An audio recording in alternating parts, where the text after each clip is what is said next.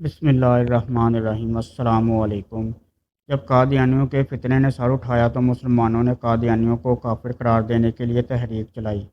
اس تحریک کے قائد مولانا عبدالستار خان نیازی تھے۔ مولانا کو گرفتار کر لیا گیا۔ تحریک ختم نبوت کے قائد مولانا عبدالستار خان نیازی جس جیل میں قید تھے، اسی جیل میں قید ایک شخص اپنی رودات بیان کرتا ہے کہ آج مجھے جیل میں آئے 2 سال مکمل ہو چکے تھے۔ دسمبر 1951 کی ایک شام تھی جب میں منشیات اسمگل کرتے پکڑا گیا تھا۔ 10 سال کی قید سن کر بھی میں گھبرایا نہیں تھا۔ مجھے امید تھی کہ میرا گروہ مجھے یہاں سے چھڑوا لے گا، لیکن آج 2 سال ہو چکے ہیں، مجھے چھڑوانے کوئی نہیں آیا۔ اب میں اکثر تنہائی میں روتا ہوں اور اپنے گناہوں کی معافی مانگتا ہوں۔ نہ جانے کیوں اب اس کال کوٹری سے میرا دل گھبرانے سے لگا ہے۔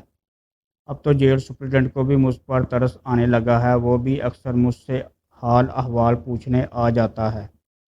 1953 کا ہی ایک روشن دن تھا جب جیل میں ایک نیا قیدی آیا۔ وہ باقی سب سے بہت مختلف تھا۔ اس کا دراز قد، روشن چہرہ اور سر پر عمامہ اس کی شخصیت کو متاثر کن بنانے کے لیے کافی تھا۔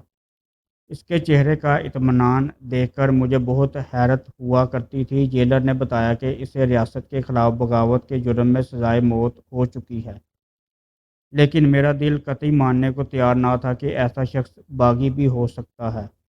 اسے میرے ساتھ والی بند کوٹری میں رکھا گیا تھا۔ اس کے اور میرے کمرے کے درمیان ایک چھوٹا سا روشن دان تھا، جس سے میرے لیے اس پر نظر رکھنا مشکل نہ تھا۔ میں اکثر اس کے معمولات دیکھ کر حیرت زدہ رہ جاتا۔ 5 وقت نماز پڑھنے کے علاوہ ہر وقت وہ درود شریف کا ورد کر رہا ہوتا تھا۔ 2 دن ایسے ہی گزر گئے۔ تیسرے دن شور کی آواز سن کر میری آنکھ کھل گئی اور سامنے کا منظر دیکھ کر میری چیخ نکل گئی۔ 5 افراد جو شکل سے کسی محکمے کے افسران لگتے تھے، وہ اس شخص پر لاٹھیوں کی برسات کر رہے تھے اور وہ ہر لاٹھی پر الحمدللہ کہہ اٹھتا۔ تھوڑی دیر گزری کہ ایک افسر کے اشارے پر وہاں سانپ لائے گئے اور اس کے برہنہ جسم پر سانپوں کو چھوڑ دیا گیا۔ وہ سانپ اس قدر زہریلے تو نہ تھے کہ اس کی جان لیتے، تاہم وہ اس کا جسم نوچ رہے تھے۔ افسر نے چلا کر کہا، نیازی کتنی تکلیفیں اٹھائے گا، ہم تجھے رہا کرنے کو تیار ہیں، قادیانیوں کے خلاف بیان نہ دے۔ قیدی نے غضبناک آنکھوں سے افسر کو دیکھا اور چلا کر کہا کہ اگر میں رہا ہو گیا تو تب بھی باہر جا کر پہلی بار یہی کروں گا، قادیانی کافر ہے۔ میرے ذہن میں کئی سوالات اٹھ رہے تھے کہ یہ شخص کون ہے اور یہ افسر اسے کس جرم میں مار رہے ہیں، اور یہ اب تک ڈٹ کر کیوں اور کیسے کھڑا ہے۔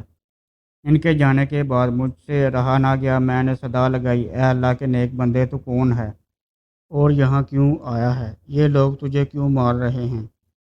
اس شخص کے چہرے پر ایک مسکراہٹ پھیل گئی اور وہ بولا، قادیانی رسول اللہ صلی اللہ علیہ وآلہ وسلم کو آخری نبی تسلیم نہیں کرتے۔ تمام مسلمان یہ مطالبہ کر رہے ہیں کہ ان کو کافر قرار دیا جائے۔ ملک میں تحریک ختم نبوت کی ابتدا ہو چکی ہے اور انشاءاللہ ہم تب تک امن سے نہ بیٹھیں گے جب تک قادیانی آئینی طور پر کافر قرار نہیں دیے جاتے۔ جب میں نے یہ سنا تو میرے تن بدن میں آگ سی لگ چکی تھی۔ میں گنہگار ضرور تھا، لیکن سرور کائنات صلی اللہ علیہ وآلہ وسلم سے انتہا کی عقیدت رکھتا تھا۔ اب مجھے رہ رہ کر خود پر غصہ آنے لگا کہ میں منشیات کے برے کام میں کیوں پڑا، ورنہ آج میں بھی ان کے شانہ بشانہ کھڑا ہوتا۔ میں نے اس شخص سے اس کا نام دریافت کیا تو اس شخص نے مختصر سا جواب دیا، عبدالستار خان نیازی۔ یہ نام سن کر میرے جسم پر سختہ تیاری ہو گیا۔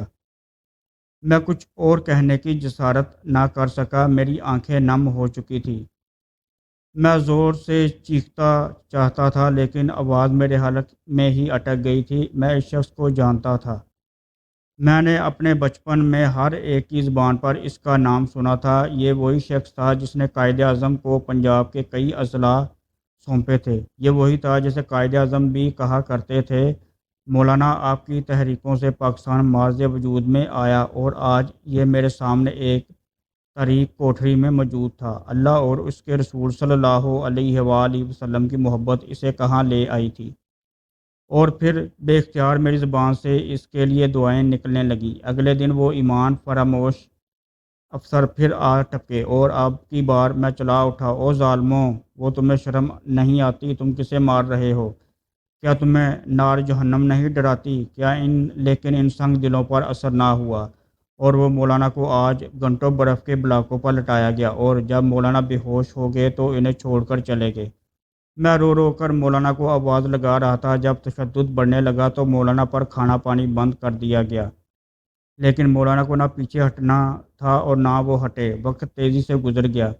چند سال بعد مولانا رہا ہو چکے تھے، لیکن یہ بات میں ہی جانتا تھا کہ کون سا ایسا ظلم ہے جو ان کے جسم پر نہ ڈھایا گیا ہے۔ مجھے اب مولانا کی یاد بے قراری رکھتی تھی۔ میں بھی ختم نبوت کی عظیم المرتبہ تحریک میں شامل ہونا چاہتا تھا۔ آج 5 جنوری 1961 ہے۔ کل صبح مجھے رہا کر دیا جائے گا اور میں ابھی سے تصورات کی دنیا میں خود کو مولانا کے شانہ بشانہ تاجدار ختم نبوت صلی اللہ علیہ وآلہ وسلم کی صدا بلند کرتے دیکھ رہا ہوں۔